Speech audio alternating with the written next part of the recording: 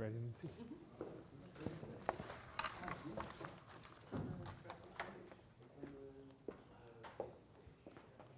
We're good.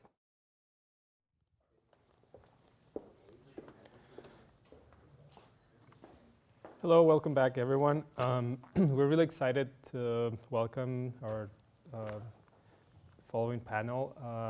This is Lynnsey Lambrecht, and she recently graduated from Michigan State University with a doctorate of musical arts in composition and a Master of Music in Theory. She also earned a Master of Music in Theory and Composition from the University of Northern Colorado. And she graduated summa cum laude from Colorado Mesa University with a Bachelor of Arts in Music Education.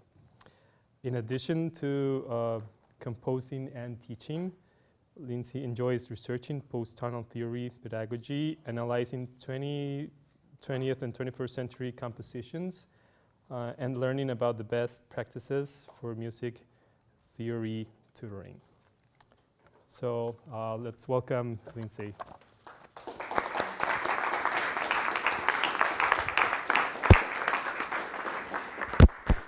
Good morning. There's a digital handout available for this presentation, accessible through the URL at the bottom of the screen. You can open that in a web mobile browser or on your computer desktop. The inclusion of active music making in the theory classroom saturates the discourse on current music theory pedagogy. In Elizabeth Marvin's article, The Core Curricula in Music Theory, Developments in Pedagogical Trends, she described the ideal theory classroom as intensely musical and absolutely relevant to what the students are learning and performing. Innovative music theory pedagogues have demonstrated that the effective inclusion of singing, playing, performing, improvising, and keyboarding in an undergraduate music theory course is achievable and enriches student learning. In Michael Callahan's article, Teaching and Learning Undergraduate Music Theory at the Keyboard Challenges, Solutions, and Impacts, he provides rationale for the incorporation of keyboarding activities in the undergraduate curriculum. Callahan writes that keyboard work stands to make the learning process active, aural, and creative, to pave for students with aural and kinesthetic learning preferences paths to success in a subject laden with visual and logical structures, and to draw explicit links between music theoretical learning and the performance, listening, and compositional activities that it informs. Although Callahan does not address applying his methodology to post-tonal pedagogy, I believe that the application of these keyboarding activities to early 20th century concepts will deepen student learning and retention, as well as make techniques more attainable to students with diverse learning preferences by providing an aural and tactile reference. As a non-primary pianist and an individual interested in post-tonal theory, I can attest that the early 20th century concepts came to life for me once I had them under my fingers and in my ears after playing them at the keyboard. To facilitate this approach to learning and instruction in an early 20th century classroom, I will outline keyboarding activities and materials that can be incorporated individually or collectively to enhance student learning.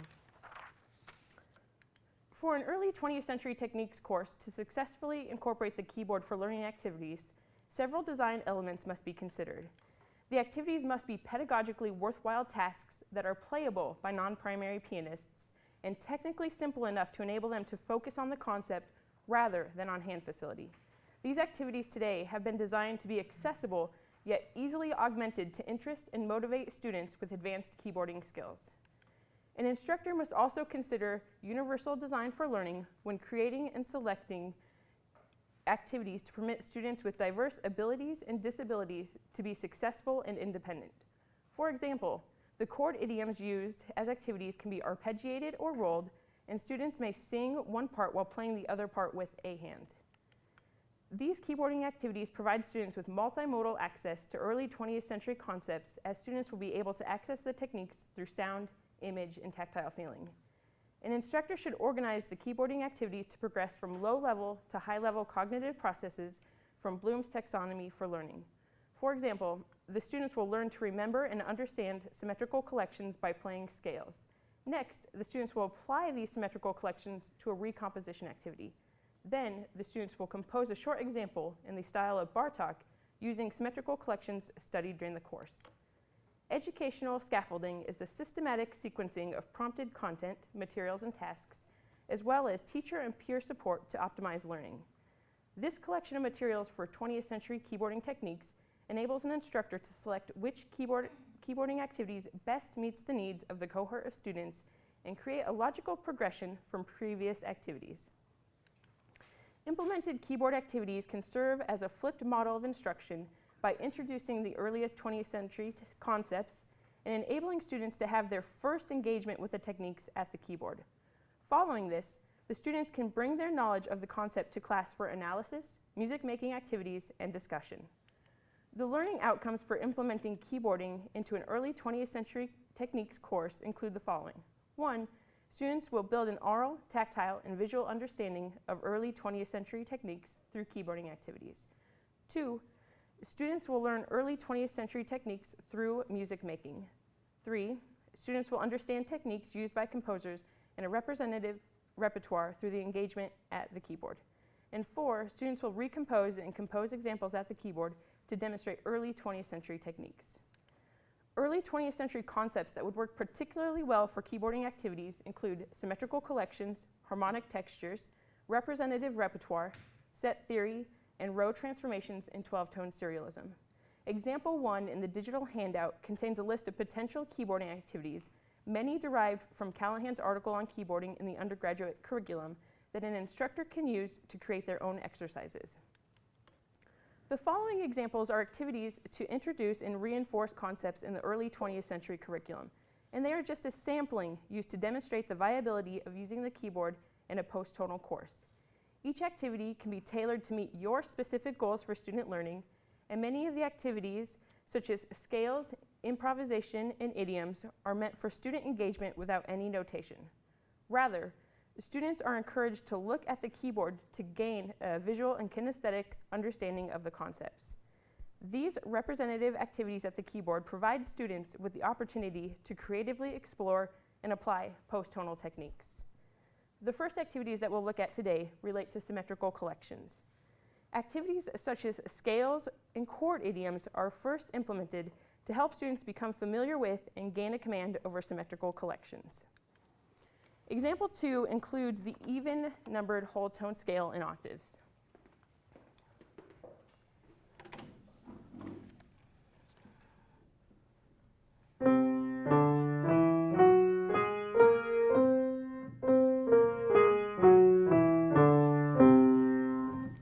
If students are primary pianists or perhaps very motivated students, they can be encouraged to play octaves in each hand while singing along with one of the lines.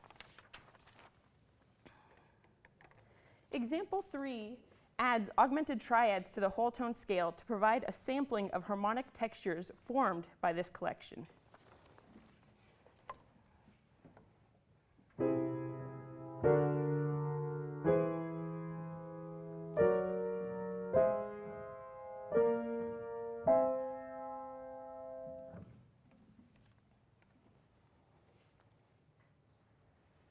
Example 4 in your digital handout takes this whole tone collection a step further with an activity that alternates augmented triads in both hands with complete whole tone collections.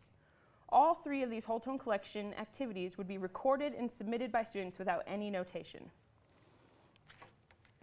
Once students gain command over the melodic and vertical sonorities created by the whole tone collection, they can apply their knowledge to repertoire that uses symmetrical pitch collections. Example 5 includes The Cage by Charles Ives with a vocal line that is drawn from whole tone scales. Students can play the melody line and narrate or sing the pitch class intervals. By doing this, the students will realize that the line is derived from a whole tone collection and notice where the line shifts between the 2 versions of the whole tone scale. After completing this activity, students would be well prepared to attend a class meeting to discuss the basis of the melodic material in the cage and offer insightful thoughts about why the whole tone collection shifts at certain points in the music. Similar activities are used to introduce the octatonic collections. Depending on the depth of focus, an instructor can develop activities using one of the unique octatonic scales or all 3 forms. Example 6 in the digital handout is a potential assignment sheet in which the students engage with the octatonic collection through 10 activities. The assignment sheet begins by having the students simply play the octatonic scale in parallel octaves, which is shown in example 6A, since the students might not have familiarity with the octatonic collection before an early 20th century techniques course.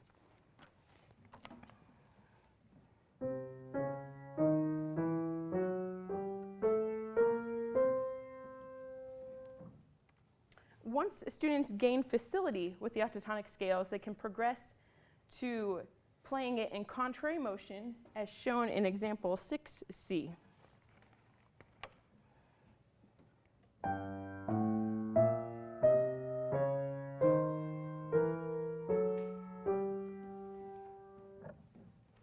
Following this, students can progress to idioms that explore the harmonic palette of the collection. Example 6I shows the alternation of minor triads and major triads formed by an octatonic collection.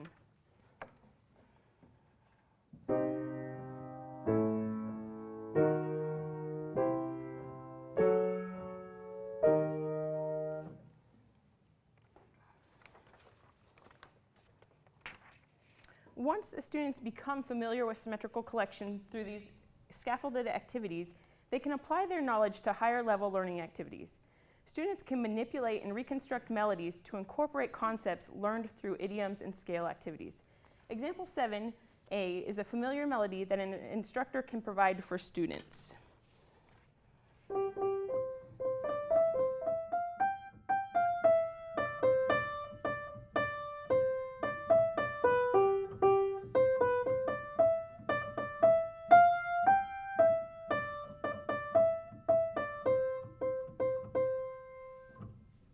Example 7B shows a potential student solution that reinterprets the provided melody using a whole tone collection.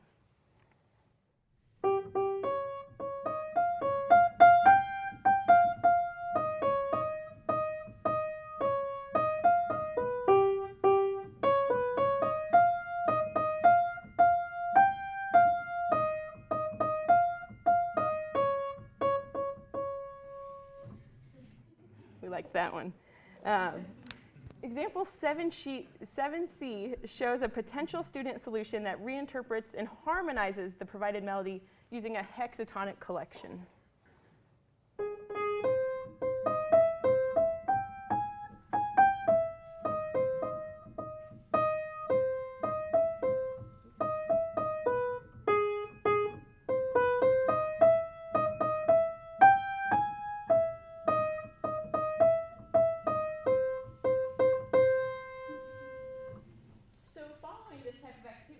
Students can address what went into the process of recomposition in a reflection paper or perhaps a small group discussion.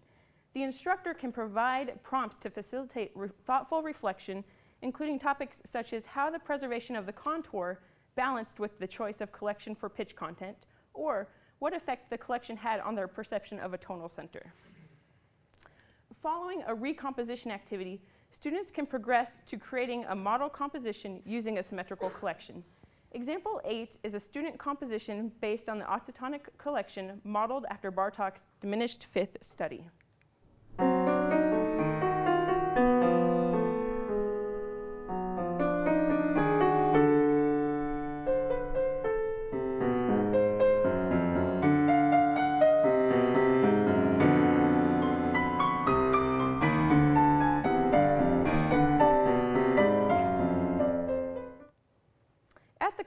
Model composition at the keyboard provides students with an opportunity to creatively explore post-tonal collections and create a musical invention that demonstrates their command of techniques. Reserving class time to feature model compositions will motivate students to create substantial projects, and this will enable them to understand license in model composition. This will help them realize the relationship between stylistic roles and free composition, as well as provide a context for the appearance of creative licenses in repertoire utilized throughout the course. Departing from symmetrical collections, harmonic idioms provide students with the opportunity to develop an aural and tactile image of harmonic techniques used in the early 20th century course. Students are encouraged to not use any notation. Rather, they will see an example of a harmonic technique and be asked to transpose it to a designated number of starting pitches. Example 9 provides an example of chord idioms using chordal harmonies.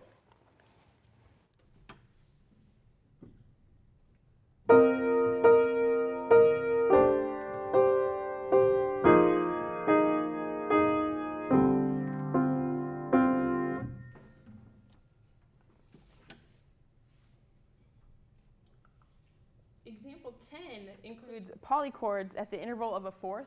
An instructor can alter the structure of these harmonic idioms to accentuate relationships present in the repertoire that will be discussed in the course.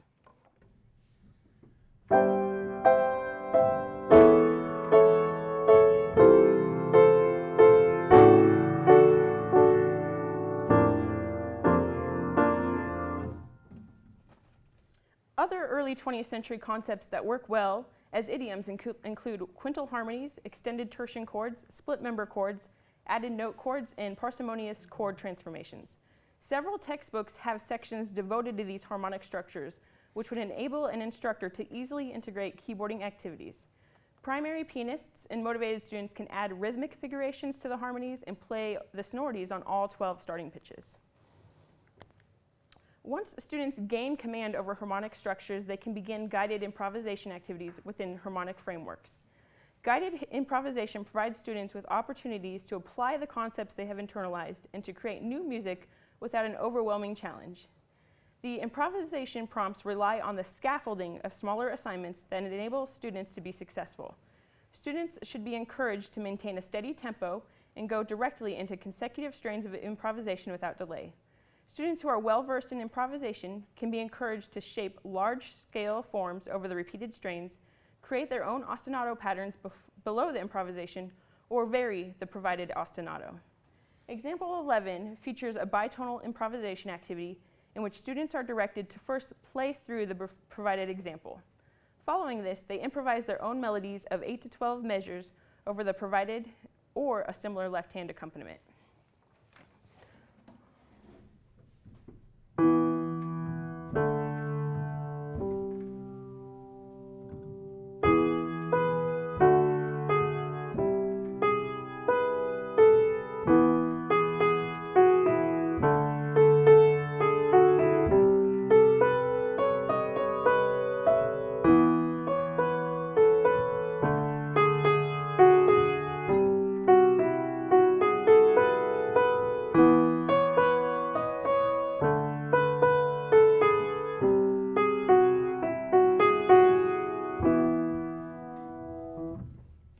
Students should be encouraged to add other musical elements, such as changing meter, different registers, dynamic shadings, and various tempo changes.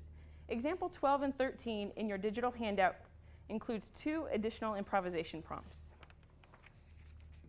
Another aspect of keyboarding in the early 20th century curriculum includes playing pieces that are accessible to non-primary pianists that feature techniques used by prominent composers.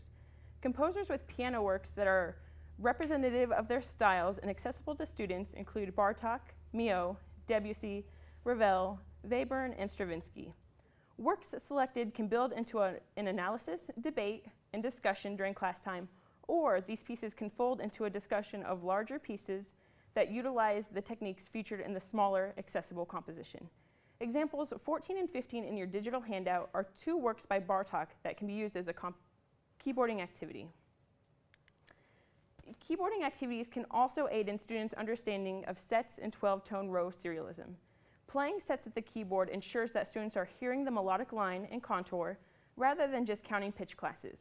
This hands-on approach, coupled with the auditory image created by playing the sets at the piano, enables students to obtain a deeper understanding of the techniques used. Example 16 is an accessible piece by Bartók that contains an inverted set. By playing this at the keyboard, students will see the mirroring effect between the 2 hands for a tactile and visual understanding of how the inversion process works.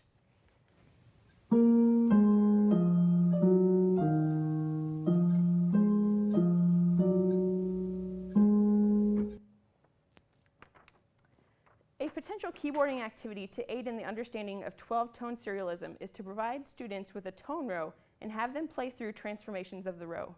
Example 17a shows P5, a potential tone row an instructor provides to students, perhaps drawn from a piece that the class will analyze next. Example 17b includes P9 that the students can play without any notation simultaneously with P5.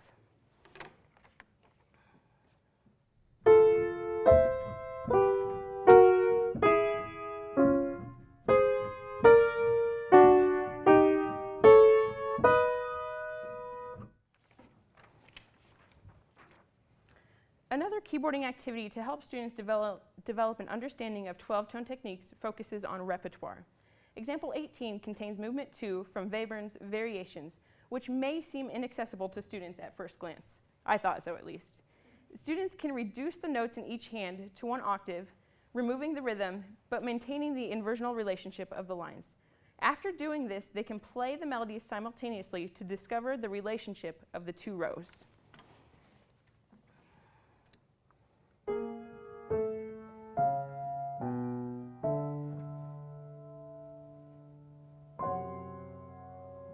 We'll just stop there. The value of incorporating keyboarding activities into the early 20th century classroom is evident. Student learning and proficiency is heightened through music making, multimodal approaches, as well as lasting aural and tactile references. All of the materials assembled for keyboarding activities in an early 20th century course can be tailored to meet the needs of individual students in each unique cohort. These examples and materials can be adapted to computer software depending on the resources available at each university, and they can be applied to composition seminars as well as individual lessons for composition students. Students who invest time working with these concepts will gain a command of techniques that are applicable to larger analysis and composition projects. It is evident that keyboarding activities should be used to enhance instruction and learning in early 20th century techniques courses. Thank you very much.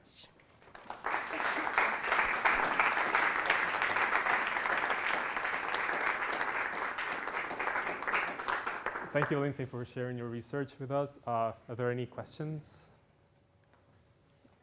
Yes. Lynnsey, I'm just curious. Have you? I have actually 2 questions. Have you tested the effectiveness of these examples with your students? I have not yet. Okay. I developed these throughout a pedagogy course that I just took last year.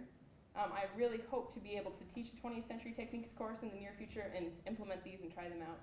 I've spoken with the 20th century techniques instructor at MSU and discussed these with that instructor and how they would be applicable to their classes.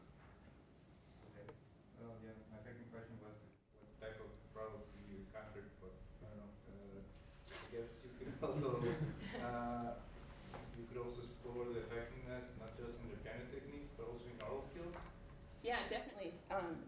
I know we concentrate on 20th century aural skills in like a 4-semester techniques aural skills class perhaps, but some institutions that don't have the funding or instructors available don't have those courses, especially if they're on the smaller scale. So getting these in their ear through the techniques course that they're perhaps required to take after the tonal sequence is absolutely applicable and necessary if they don't have that aural skills class. My question is actually a bit of a follow-up to what you were just saying. I was wondering if you have some thoughts on how would this fit into a typical theory curricula, or how do you envision this class within that? It's actually 3 questions. And that is related also to how much previous keyboard skills do you think a student would need in order to be successful in that? And the final one is if you have some thoughts on how to address rhythm, because it seems that we just had the rhythm talk, and I was just thinking, it seems that it's a very important element in this repertoire also. So if you have some thoughts on how to approach that. Yeah, so the first question about where it is in the curriculum, I believe in most universities or institutions, the post-tonal class comes at the end of the tonal sequence for undergraduates. So something like this would be a great way to have undergraduates get those sort of ideas in their ear and under their fingers. I know undergrads concentrate on playing, major scales and minor scales on their instruments or singing them, but I'm not sure that they ever have to play a whole tone or octatonic scale. So if they're not familiar with it, something like this is obviously a necessity. Or these could also be applied to a graduate course that would be like a survey of early 20th century techniques, so maybe a first tier graduate course where grad students are just now studying these ideas. Your second question was keyword skills, how much do you think? Yeah, how many skills they need. So what I tried to do when developing these materials that you saw today, as well as some that are in your handout, is to use universal design for learning. So even an individual who perhaps only had one hand could still play these and still be successful in the class. So if you think of the choral harmonies we played, or I played. So something students can do would be to roll them.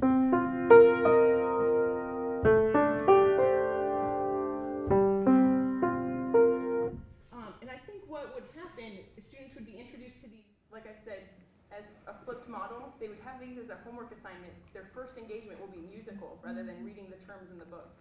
And then they can come to class knowing these.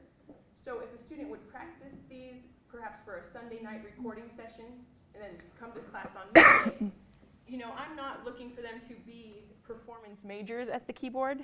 I don't go that fast if you've noticed my techniques. But as long as they kept it steady, I think a steady tempo is more crucial than speed and facility. I want them to concentrate on the technique, on the aural image, as opposed to being a performer. I'm not teaching them fingerings. I'm not doing anything like that. I just want them to get these ideas in their ear and under their fingers so they can see the relationships. And your third question. Also rhythm, you thought about including rhythm. Rhythm, yeah. So I'm not advocating that everything would be teachable at the keyboard, especially if we get into 21st century techniques. There's so many different ideas, but perhaps to include like a tactile feeling of rhythm, you could do tapping activities. And I think that would definitely let them understand the concept as opposed to just reading about polyrhythm or polymeter. So I guess you could stretch this to that concept. Yeah, you're welcome. Hi, thank you for your wonderful presentation. I think your suggestions really helpful for my 34 class, and especially for the octatonic and whole tone and 12-tone role, teaching that post-tonal scales on the keyboard. And I'm wondering about you think about this set class also. You can teach set class on the piano because the example 15 you present, that is the part of diminished fifths. I also use that example for teaching set class 0235. Not that one. Maybe the previous one. 15 is in the digital handout. Yeah. So that's diminished fifths. So Right. yeah, I use that example for the octatonic scale as well as the 0235, the set class. Do you think about some teaching method for the set class? So like getting into the pitch class intervals and speaking those, one of the ideas I list in the potential activities on that first example in the digital handout is speaking and playing. So like play and speak. So something like this where they could play even just the melody and say the pitch class intervals, you know, as is, or even get it down to normal order, so they could hear it as well as understand the concept behind it, having that verbal number present plus the sound. So you are using the numbers for singing that kind of set classes? I think you could. Okay. What you prefer? So what I really like about these materials is that they could be adapted to what any institution wants. So if there's a certain curriculum that you have set, you know, that perhaps stresses pitch class intervals, you could easily have them narrate that idea on top of playing along with it.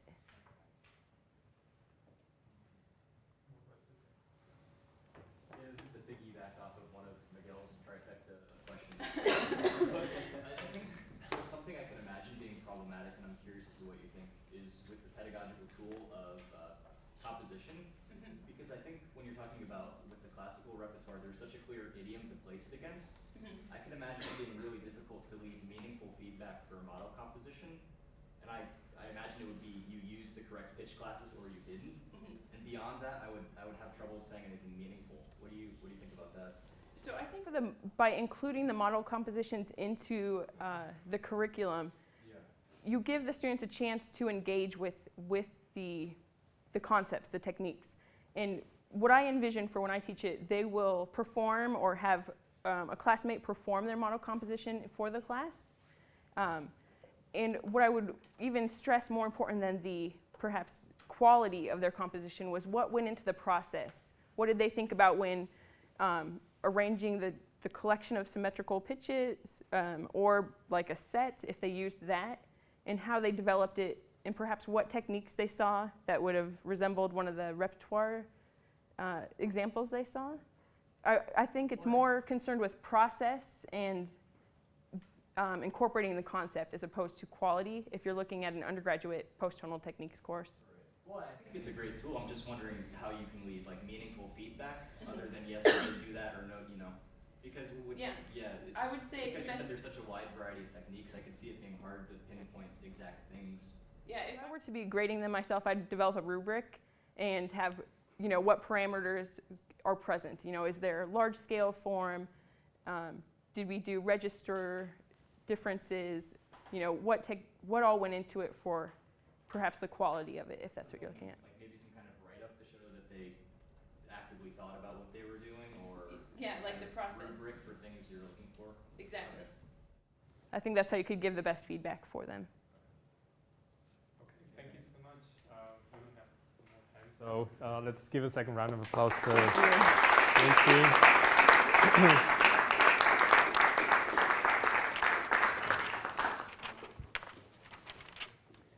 And let's welcome our second panelist. She's Alexandrea Jonker. She's a second-year Master of Music Theory student at Michigan State University, a native of Ingersoll, Ontario. Alexandrea received a Bachelor of Music in Music Theory from Wilfrid Laurier University in Waterloo, Ontario. Now at Michigan State University, Alexandria's research focus has been on connecting music cognition with music theory and aural skills pedagogy research to create and implement more effective pedagogical methods. Her other research interests include Schenkerian analysis and narrative theory. So let's welcome Alexandrea.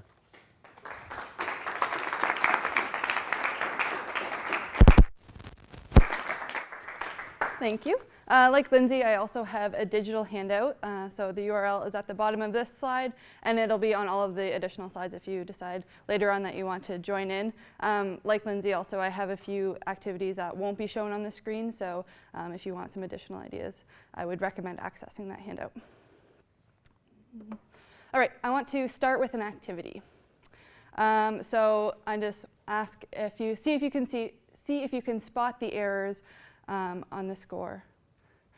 Do, re, mi, so, la, so, mi, do, re, mi, re, do, re. Do, re, mi, so, la, so, mi, do, re, mi, re, do. And hopefully all of you spotted errors here and here. Within the realm of aural acuity, the ability to compare performances and perceive errors is imperative. Although most musicians acknowledge the importance of error detection abilities, Stacey Davis claims many institutions demonstrate a disparity in the amount of time and attention dedicated to this skill in the undergraduate aural skills curriculum. Although there could be several reasons why error detection is neglected, the astonishing lack of resources and information available for instructors on this topic is likely the most damaging. This paper argues in favor of incorporating error detection pervasively throughout aural skills classes as a means of teaching musical soft skills, such as audiation, problem solving, setting expectations, giving constructive feedback, and musical memory, which will be applicable to our students' everyday lives as musicians. In addition, I will present 3 exercises in sound-to-sound and sound-to-notation formats. These activities range in content from learning solfege syllables and species counterpoint to the phrase model and chromaticism in order to align implementation with a 4-semester written theory curriculum. There are two main formats for aural error detection, sound-to-sound and sound-to-notation. Both are equally important for a musician's development and require slightly different skill sets in order to be successful. Sound-to-sound error detection presents students with two versions of a performance, both heard aurally. This skill requires acute attentive listening and musical memory. Students must establish expectations against which to compare the second performance by committing the first version to memory. Sound-to-notation exercises, on the other hand, are a multisensory activity, with one version of the performance presented on a score for them to see and the other heard aurally. Sound-to-notation exercises further break down into two categories, one in which the notated version of the score is correct and the other where the aural version is correct. These exercises rely less on musical memory and more heavily on competency with audiation. Students will struggle to notice discrepancies between the two performances if they cannot look at a score and know how it sounds. Both sound-to-sound and sound-to-notation activities also require strong multitasking abilities. Students are required to constantly compare the second aural performance to their previously established expectations, make note of any differences between the two versions, and understand these errors well enough to correct them, while continually listening ahead for any additional performance mistakes. In a real-world situation, this task requires even more multitasking, as performers and ensemble conductors would be playing their instrument or conducting while simultaneously listening for mistakes and devising a plan to correct them. Several factors from environmental to experience influence a student's musical memory, multitasking, and multisensory abilities, which makes these exercises demanding and often difficult for students to master. Error detection is relevant to every musical profession, making it one of the most applicable and important skills we can teach. Performers must be able to detect and correct errors in both a solo and ensemble setting. Private studio teachers, ensemble directors, accompanists, and adjudicators must be able to catch the most minimal errors in articulation, intonation, and expression, and offer suggestions to their students on how to correct these errors. Composers require the ability to detect errors in the performances of their own works.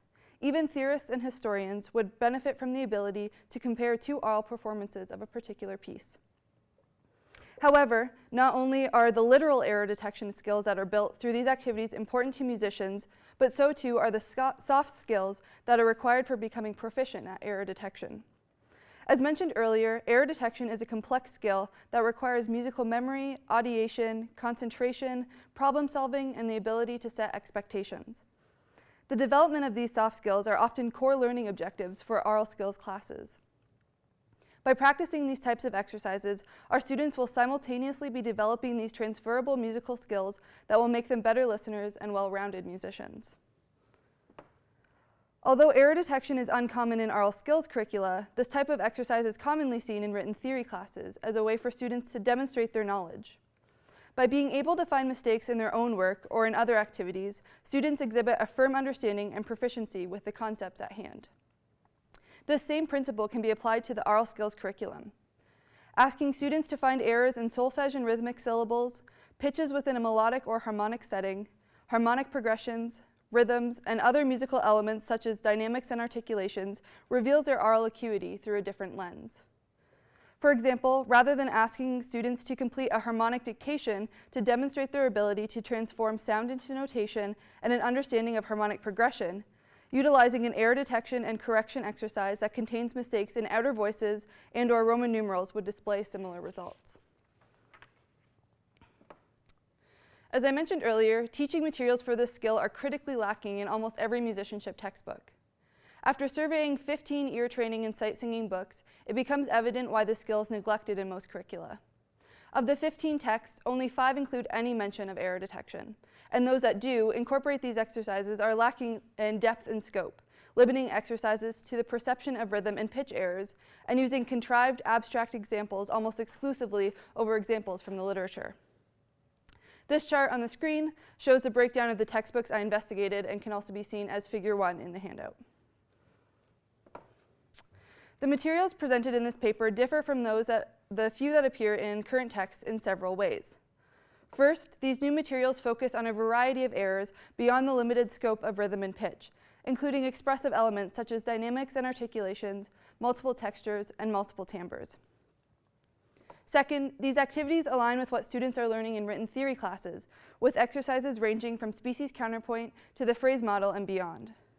And most importantly, the majority of these exercises favor real music from band, orchestra, and jazz repertoire over abstract examples. By presenting a few examples that I've created, I hope to demonstrate the scope of content and approaches that are possible and inspire other instructors to create additional resources that would best benefit their students and increase the amount of time and attention given to this skill in post-secondary music institutions. As I've already mentioned, error detection can be used not only to teach students how to perceive errors in pitch and rhythm, but also as a way of improving and exhibiting command over other aural abilities. By demonstrating common errors in singing and ear training activities, such as differentiating between melodic seconds and thirds, students are more likely to notice and avoid making these mistakes in their own work. Each exercise explicitly states the learning objective of that particular activity, as well as the specific error it targets, based on trends I noticed in my own aural skills class. For example, an exercise might have the learning objective of discriminating between two voices and target the specific error of melodic steps versus skips. In addition, several exercise formats are also demonstrated, including sound to notation, single-line melodies, duets, harmonic progressions in four-voice keyboard style, and those with single or multiple timbres. This list of pedagogical goals to be achieved and activity formats is not exhaustive, but rather presents instructors with several possibilities that can be further explored and refined based on the specific institution, instructor's objectives, and the student's needs in the class. The following exercises also uphold Karpinski's assertion that error correction is a salient aspect of all error detection activities. After each example is played for students to identify errors, I suggest that instructors require students to communicate the location of the errors and how to correct them, either through written responses or debriefing with class discussion. The ability to use language to effectively describe errors and how to correct them is not always an intuitive skill. However, it's necessary for all musical careers that utilize error detection. By requiring this step as part of the error detection process, instructors are facilitating an interdisciplinary approach to aural skills that will contribute to the creation of knowledgeable, well-rounded musicians. So this first exercise was what we started with, and it's based on the folk tune O Susanna, and it can also be seen as figure 2 if you're following along in the handout. The learning objective for this activity states, students will relate pitch, solfege, and notation by identifying and correcting pitch errors in single-line known melodies. This learning objective is a common one many instructors have for their students and is often evaluated through sight singing and melodic dictation activities. This exercise provides instructors with an alternative method for achieving the same goal. One problem I found my students to have in both sight singing and melodic dictations was distinguishing between melodic seconds and thirds. This activity targets this specific error, with measure 1 and measure 5 being notated a step lower than what is being sung due to a notated second rather than third between beats 1 and 2. I envision this exercise using solfege syllables and being used in the first 4 weeks of the semester, while students are still grappling with relating syllables to what they hear and see on the page. Here you can see both what the students would see in front of them for a notated activity, as well as what the instructor would sing, as you heard at the beginning of this presentation. When using well-known tunes such as folk or pop songs, it's important to provide students with an incorrect score and a correct performance, rather than a correct score and an incorrect performance.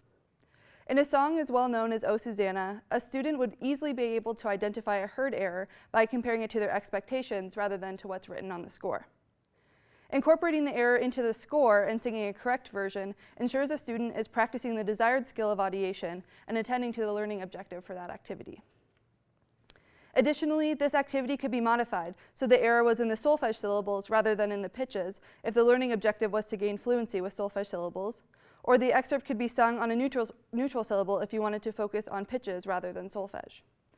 Other examples of this type of activity can be seen in the handout, with figure 3 using pitch and solfege syllables and figure 4 focusing on rhythm and rhythmic syllables.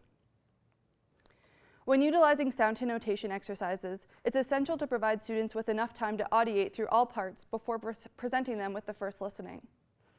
James Bio and Deborah Sheldon's study on the effects of singing while error detecting found that although singing while listening was detrimental, Being provided enough time to learn each part of the score contributed to the success rates, specifically of finding pitch errors. Sound to notation exercises rely on audiation to present students with one version of the performance. Without ample time to study the score, students will not have clear expectations established for comparison and will struggle to notice differences between the two performances. I recommend to leave 1 to 2 minutes of audiating time before listening to each activity to ensure students of all abilities can develop a firm understanding of how the score sounds. This time duration can be adjusted according to the complexity of the exercise, for example, how many unique parts are present, and the student's competency with audiating accurately. In 1992, Barak Rosenshine and Carla Meister suggested the importance of scaffolding for teaching skills and higher-level thinking strategies. Scaffolds are, quote, forms of support provided by the teacher to help students bridge the gap between the current abilities and the intended goal. Each of these activities incorporate a recommended placement within the Aural skills curriculum in correspondence with their level of complexity. For instance, single timbre melodies with only 1 or 2 airs, such as the first one that we heard, are suggested for the first few weeks of freshman year, while exercises with multiple parts or multiple timbres are reserved for 3rd and 4th semester. By scaffolding the curriculum in this way, error detection skills can be developed gradually and efficiently. In addition, each exercise suggests a variety of ways it can be customized to allow instructors to scaffold the learning process or adapt to the needs of the students. For example, one way you could scaffold this first activity would be to sing the notated score together as a class for the first few weeks of freshman year until audiation skills become more practiced. Instructors may also choose to provide prompts for students, such as revealing how many errors or what type of error to listen for, to help guide students through the initial stages of skill development. The goal of the next activity is for students to discriminate between multiple voices by identifying and correcting pitch and rhythm errors in duets and SATB chorales. The discrimination between multiple voices is something I found several students in my Aural skills classes often struggled with, leading to frustration and poor results on harmonic dictation activities. This activity uses a tune from the band repertoire, Fantasia on the Dargesson, from Holst's Second Suite in F for military band, and aims to assist students with this skill by presenting the voices in 2 different timbres. The targeted error of this activity, like the previous, focuses on steps versus skips and adds another common error to the mix, large leaps. I found my students were often hesitant when notating and singing large leaps, with some students overshooting the interval and others underestimating it, especially when singing. Since this activity utilizes 2 timbres and 2 independent lines, it will likely be more difficult for students to master, so I recommend reserving this type of activity for late 3rd or 4th semester. Some scaffolds that could be provided for this activity include telling students that the euphonium part is error-free and to use it as a point of reference to compare the oboe part against, telling the students that there are 2 errors or that there are 2 pitch errors in one of the parts, or singing through both parts together as a class before the first listening. What the students see and what they hear can be seen here on the screen, as well as figure 5 of the handout. An additional exercise with the same learning objective can be seen as figure 6 of the handout. This activity sounds like this, and I apologize in advance for the MIDI.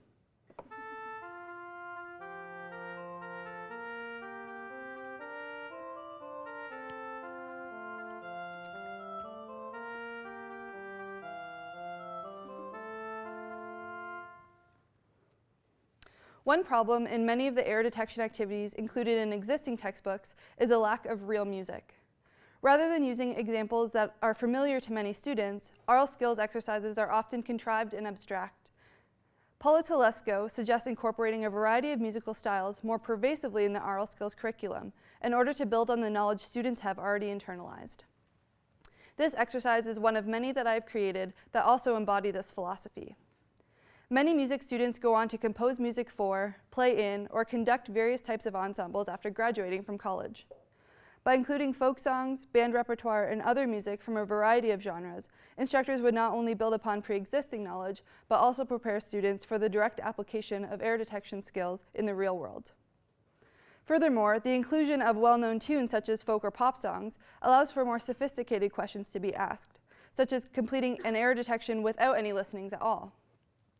If you decide to take this route, however, I would recommend sharing a recorded version of the song for students ahead of class to ensure that all students in the class have equal opportunity to be familiar with it.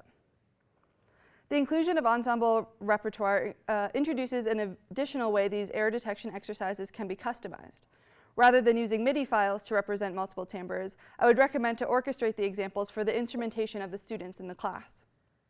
The goal of providing multiple textures and timbres is to diverge from the piano-centric customs of many aural skills and theory classes in order to better prepare students for their future lives as composers, performers, adjudicators, and conductors of ensembles. Although MIDI is an easy way to incorporate other sounds into the classroom, it's far more authentic to use real instruments and live performances to accomplish this goal. To facilitate this task, instructors could either provide scores to the students ahead of time or request a 5-minute rehearsal before class to discuss and prepare the exercise together. Orchestrating activities for the students in the class and having each student perform once or twice per semester permits active involvement in the exercises and the practice of identifying errors in an authentic live performance setting. The final activity I'll share with you today will look familiar to most aural skills instructors and can be seen as figure 7 of the handout. This activity acts as the inverse of a harmonic dictation while achieving the same goal. Rather than asking students to notate outer voices and provide a Roman numeral analysis to demonstrate competency with connecting written theory concepts to aural activities, this exercise provides students with the outer voice framework and analysis and asks them to identify and correct the errors. A similar activity can be seen as figure 8 in the handout. The targeted error in this activity is differentiating between scale degrees 2 and 4 as tonic prolongation versus predominant chords. So I would recommend using this activity during second semester or when your students are studying predominant chords in written theory class. So here you can see what students would see once again, and as an instructor, I would play this.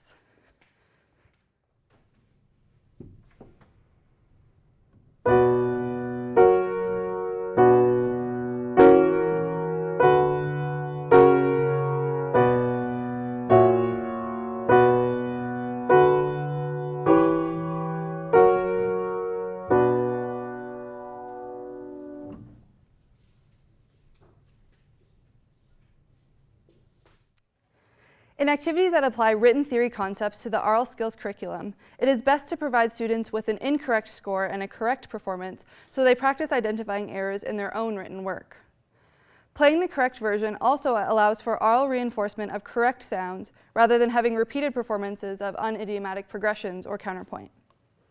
In exercises that replicate a harmonic dictation such as this, the errors could either be in the outer voices or in the Roman numeral analysis, depending on the objective of the activity.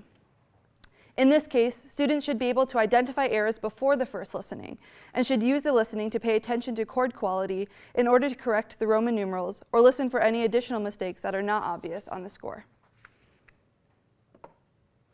As I've already mentioned, one issue with exercises found in the current aural skills text is the exclusion of errors beyond pitch and rhythm.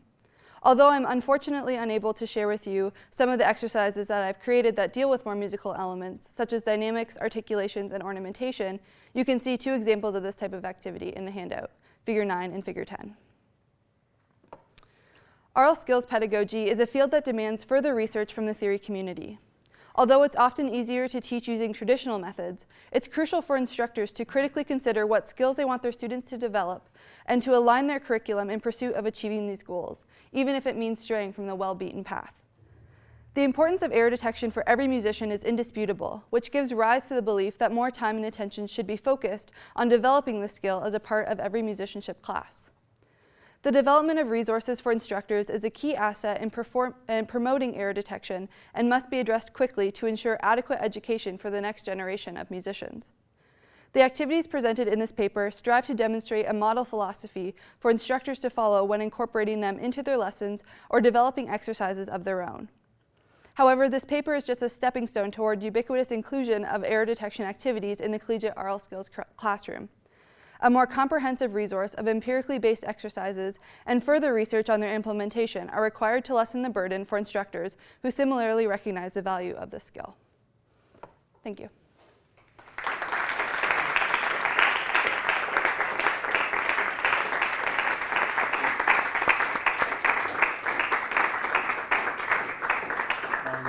Thank you, Alex, for sharing with us your research. Are there any questions? What you presented got me thinking about teaching in general and how we present concepts to students in ways that will get them actually excited about and interested.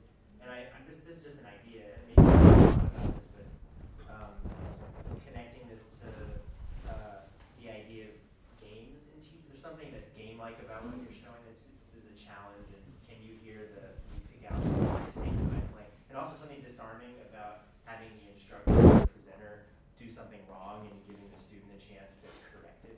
So I'm wondering if that goes beyond the music teaching issues. And I'm wondering if if you thought about those, or if you could even draw literature on those concepts in general to strengthen what you're.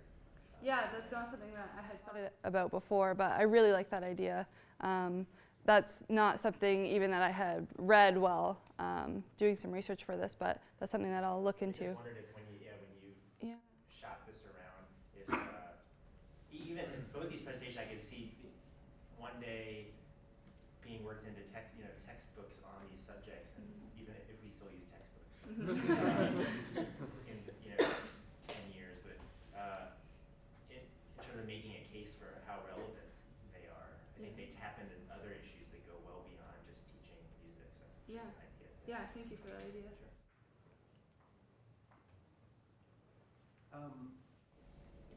Thank you for a very interesting and helpful presentation.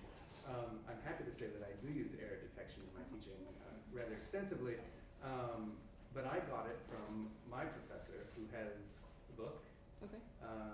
Rudy Marcosi, Strategies and Patterns for Ear Training. That was one I was unable to find. So That's Pearson, I think.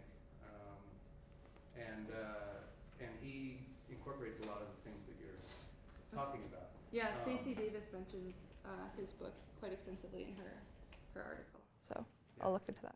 It's very good, but I do think that you have some excellent points that enhance his general approach. Okay, thank you. I have one question. I don't know if I can ask from here, or you can. Yeah, well, just a observation, actually following on Eric there. The ear training text we use here, which is David Dam's Schroeder's Listen and Sing, does actually include error detection exercises.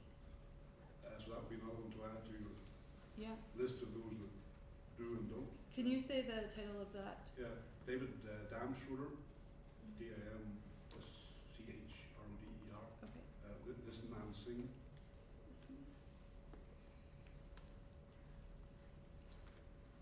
Yeah, thank you for that suggestion. So my question is, I see a really practical thing that could be done with style. Like, for example, because of what I do with Baroque performance, I can see a very useful way of getting students into learning ornamentation, identifying how to do it, especially with students who are trained in 19th or 20th century music and performing that kind of repertoire to see the differences. Is there anything written about that, or? Nothing that I've come across so far. I really like that idea though, and I think that could fit in nicely with that fourth category that I ran out of time to share with you today, but this idea of other musical elements beyond just pitch and rhythm, but things like ornamentation or accents or that sort of thing. I think, yeah, I agree. I think that would be a really helpful skill, and I think it could fit well in here. Yeah, thanks for that. Any more questions? No? Okay, thank you so much, Alex.